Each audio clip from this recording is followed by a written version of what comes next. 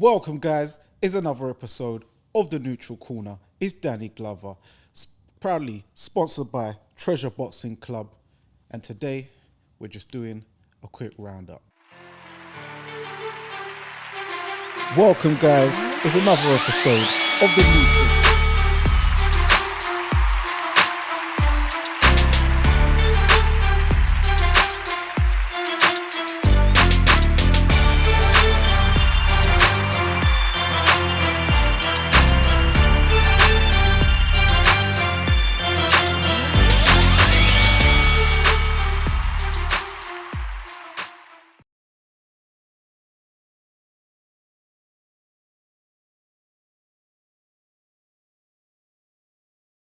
So yeah, what happened? Meant to have a guest. They didn't come through. They said they was going to send someone else. They didn't. That person didn't show up either. So, it's not good when people do this. We're a small channel trying to grow. People just got to be honorary to their word. Booked them in from 3 weeks ago.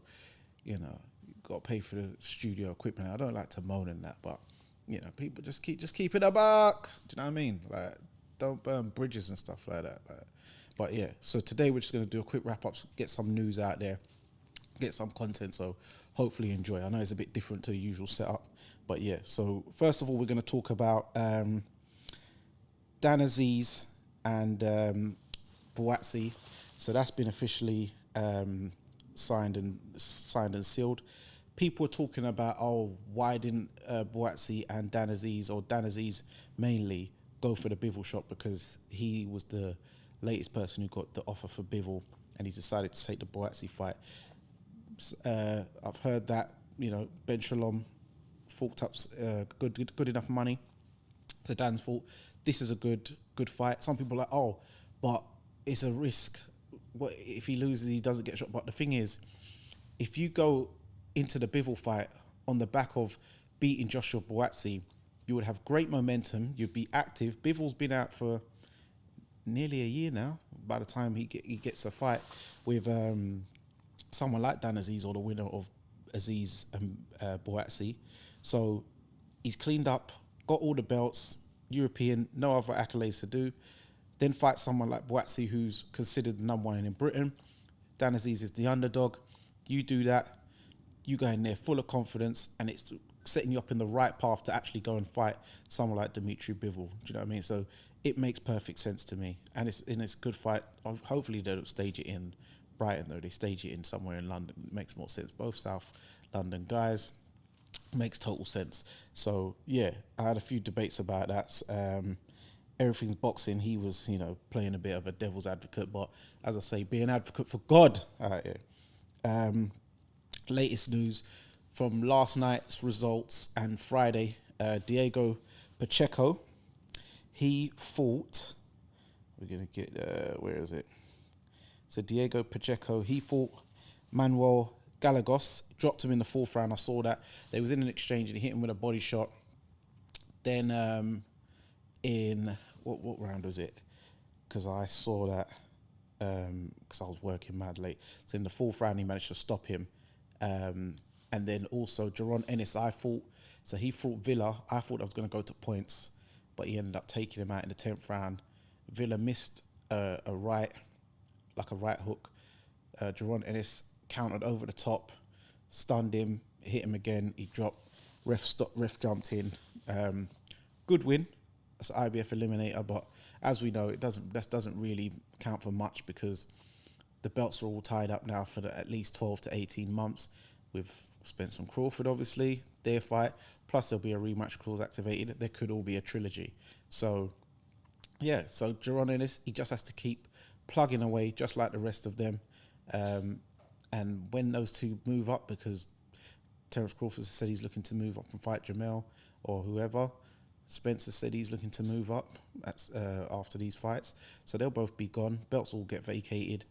And Jaron will definitely fight for a portion, i.e. the IBF, which is probably the hardest one to fight for. And I mean, only in the sense of that you have to do the rehydration clause in that belt. It used to be £10, now it's £12.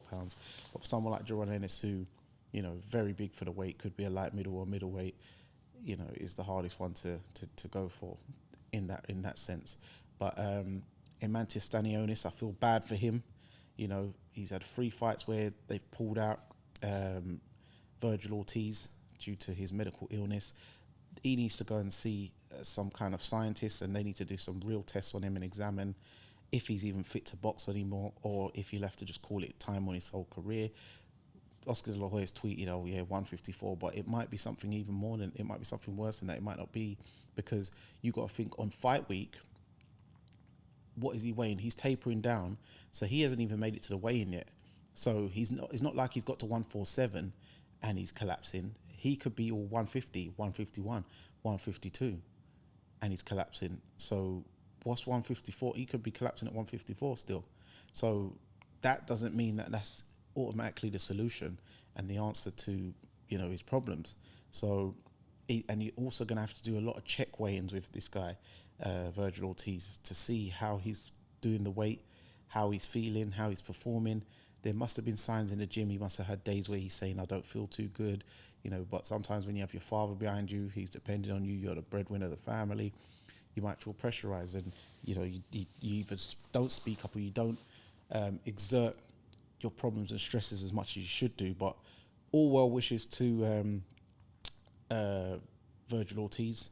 I hope he gets well. If he can resume his career, then good on him. If he can't, then just call it quits, because the last thing you need is to go in there with someone like Stanionis or a rough and tumble type guy, and you end up losing your life, unfortunately, because you shouldn't be in the ring, and then everyone will be screaming up in arms, you should have saw the signs, this guy's been in hospital, this guy's fainting, he's had 3 times where he's had to pull out and he's been on the floor and end up hospitalized. So you definitely don't want a fatality on your hands when it comes to Virgil Ortiz. It's bad enough when these surprise ones happen, do you know what I mean? Because then boxing will really be under the slammer. So I feel bad for Emantis Stanionis, not got work, do you know what I mean? I also feel bad for Ammo Williams, Felix Cash. He's not fighting Ammo Williams again, so he's had his time wasted for 3 times in a row now, unfortunately. News has come out that Tony Sims and Felix Cash have parted ways. I'm sure the story of that will come out in due course. I know a bit more, but we'll leave that to come out in his respectful time. But well wishes to Felix Cash in his future endeavours. Hopefully he can find a new trainer and get his career back on track. If not, then best of luck to him. I see Ashley Fierfane, he bumped into Conor Benn recently. They shared some nice words. They was on a collision course, even though Ashley Fierfane, the sponsor of the show, he was, on the twilight end of his career. Conor Benn was on the ascendancy, on the come up. They met. Conor Benn said he'll be back soon, and it's good to see that, support and that's being shown to Conor Benn. So, big ups to Conor. Also, in other news, Shakur Stevenson, he's turned down a fight with Devin Haney. He got offered a 75-25% split. I'm seeing a lot of civilians, a lot of armchairs, a lot of casuals crying, "Oh, taking a liberty. No. That's not fair. That's not a serious offer. Man's trying to mug him. No. He don't want to fight. He don't want to fight Shakur. Shakur will beat him up. Let me tell you something right now. See, this is why you got to know the history of boxing, the annals of history. So let me tell you something.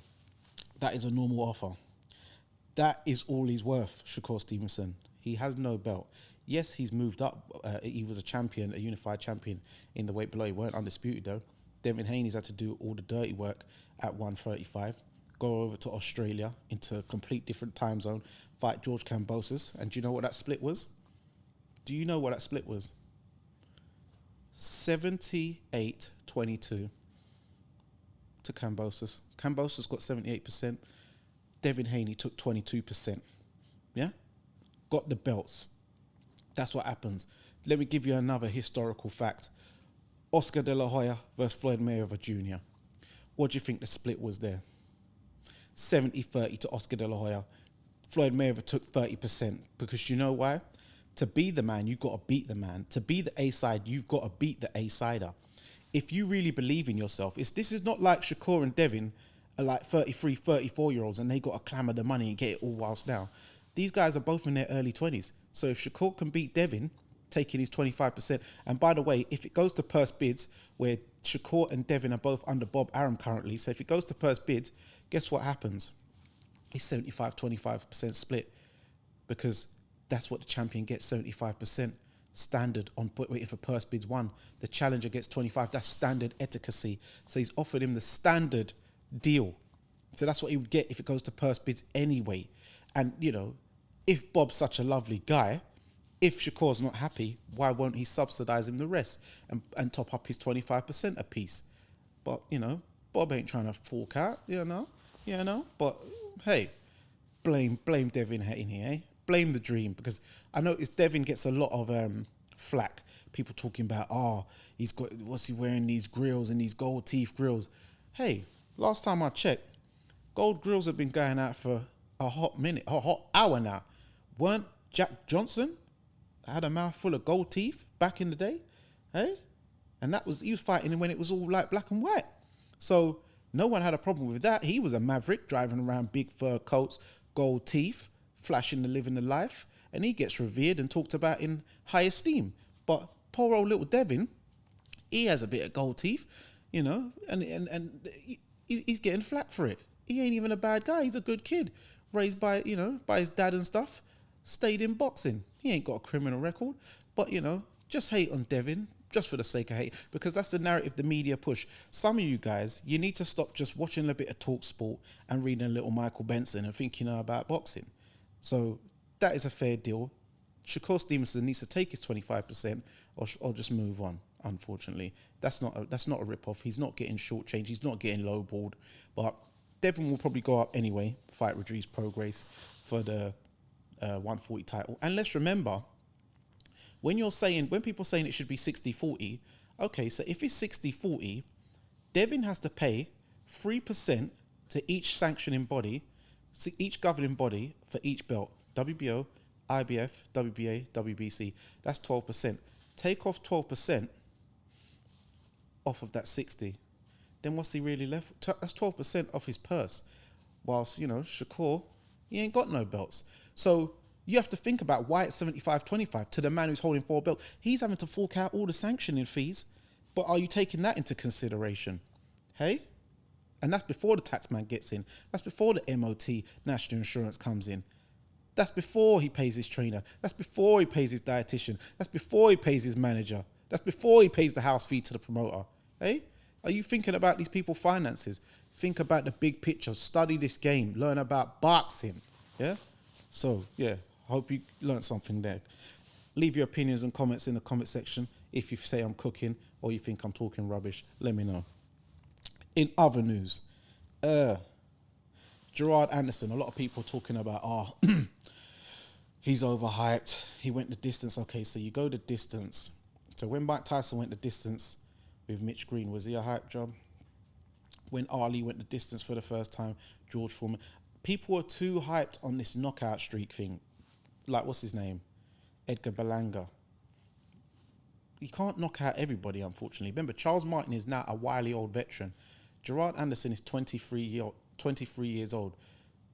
Charles Martin is 37. So he's a wily old fox. He got dropped, by the way, in that fight. So Gerard Anderson dropped Charles Martin. He didn't get dropped himself. Yeah, he got buzzed a couple of times. But guess what? You've got to show some form of adversity. There's no point just blasting through people, not getting wobbled, not going the distance at some point where you don't get no rounds under your belt, and then you go into a world title fight and you haven't checked any boxes, and then you get exposed. Oh, you're hype. He's because he's got padded record, paper fights, all bums, tomato cans, da. But when these guys do go through sometimes, let's remember Tyson Fury, he got dropped by Nevin Pajic, a guy who had 3 KOs in about 25 fights. He got dropped by a cruiserweight Steve Cunningham on the way up as well. He got wobbled multiple times by fat John McDermott. He also got wobbled by Derek Chisora in their first fight. So people ain't talking about that, but now look at Tyson Fury now, because he's been through these adversity. This is why when he got dropped by Deontay Wilder, he's able to raise up like Undertaker, because he's been on the canvas before. He knows what it's like. It's not the first time he's been on the canvas. So he ain't looking at his corner thinking, what do I do now? He knows what it feels like to get wobbly. He knows what it feels like to get stunned. He knows what it feels like when your ankles have got pins and needles in them. So this is a good learning fight for Gerard Anderson. Been 10 rounds, fought a good pace, dropped his opponent, got hurt a couple of times, only lost 1 round out of 10. So, and he scored a 10-8 round in there as well, by the way.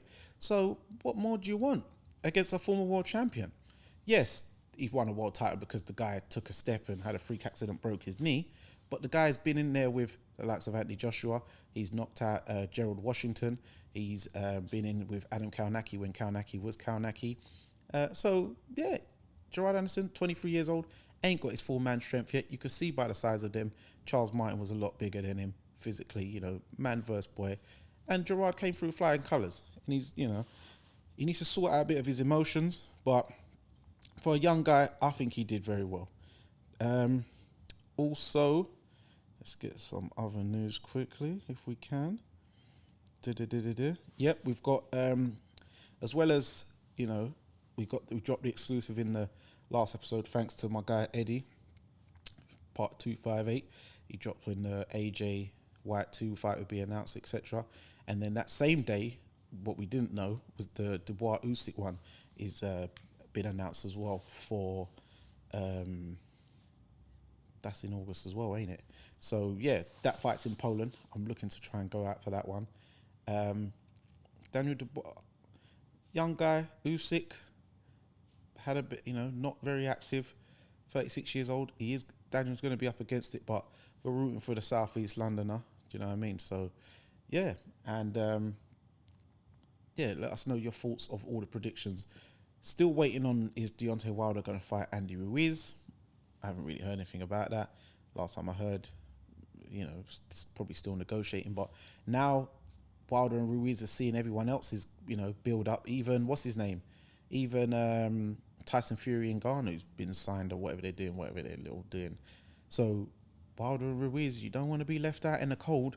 And then come December, Ruiz ain't even got nothing lined up for the end of the year because Filip Hrgović has got lined up for Fury in December on the Saudi show. So what's Ruiz going to do?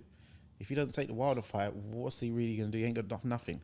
At least Wilder has got the December fight, even though you don't really want to go into the December fight on the back of the Hellenius thing last year. It's not really like, what was it, 1 round? It's not really the best activity, going into an AJ fight who's going to be going in with, was it 12 rounds with Jermaine Franklin, or was it 10? And then Dillian White, solid fight still. You know what I mean? So you're going to need some momentum going in there, Wilder. But, coming up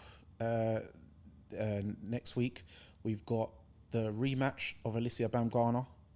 Baumgartner versus Christina Linardatu. Linardatu beat Alicia Baumgartner a few years back on points. Gave Alicia her only defeat of her career. Linardatu's serious. They didn't pass her for, some eye thing against Kayla Mayer over here a few months back. But it's good to see Alicia Baumgartner's got a rematch. I expect her to win on points. And get that get back, as D Styles you like to say. So I'm looking forward to that one. Who else? Frank Martin, he's back in action next week as well. Who else have we got back in action on the 15th? I think that's the main stuff really for next week. Let me just double check, guys. World. Let me just double check. Sorry about this. Maybe I'm having to freestyle this one for you. Hold on. Yeah, Frank Martin versus Etim Harutan Yuyan. That's a hard name to pronounce, boy. But yeah, that's a 12-round fight at lightweight. We've got Elvis Rodriguez versus Victor Postel on the undercard. So that's going to be good. We've got George Kambosos versus Maxie Hughes. Out in Florida, isn't it? Fire Lake Arena. So I expect George Kambosos to beat Maxie Hughes, but that's a good fight. We've got, that's on the 22nd. But yeah, we've got Frank Martin, Showtime, and any UK fights for the 15th? Nope. But yeah, That's about it, really. So, yeah, I know it's a short one, but we've got to keep putting that content out for you guys. And thank you for all your support. We're on about 905 subscribers right now. We're trying to get to 1,000 to get monetized. Then we can start doing some perks, and when we get to 1,000, we'll run a competition.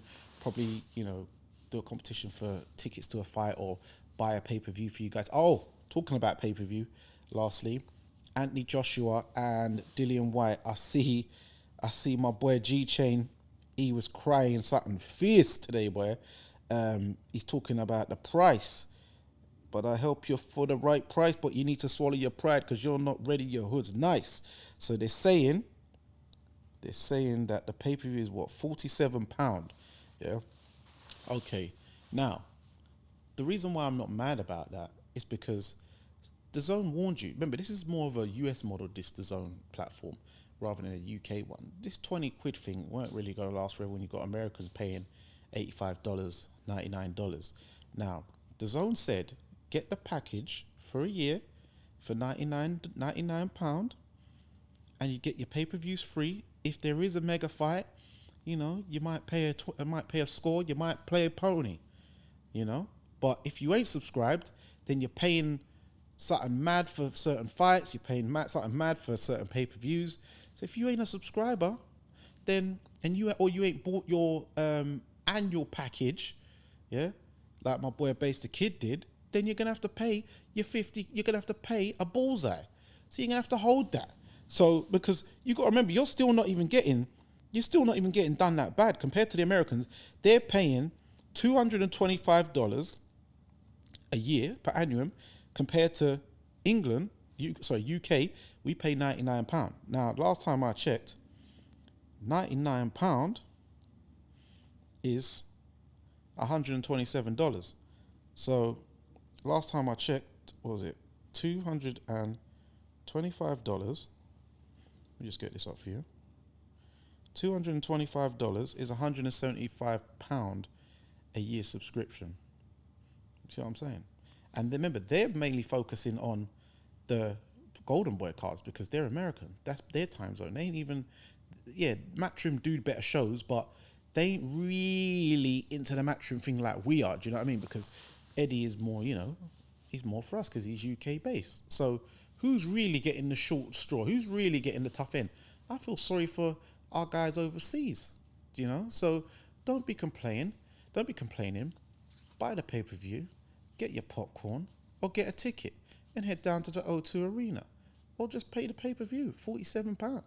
You know what I mean? Or subscribe, and then that way you can get your other stuff. This is a warning shot for you guys, because Errol Spence, Terence Crawford, I know in America they're going to pay $100. We're probably getting that for free over here. I highly doubt, unless Fight TV get it, and then you pay what, a little £15, £20, but that's about it really. So yeah, guys, that's about it for today. I hope you enjoyed. Please like, subscribe, share to get the algorithms popping. Leave a comment in the comment section to get the algorithms popping. Hit that thumbs up button. It doesn't cost you anything.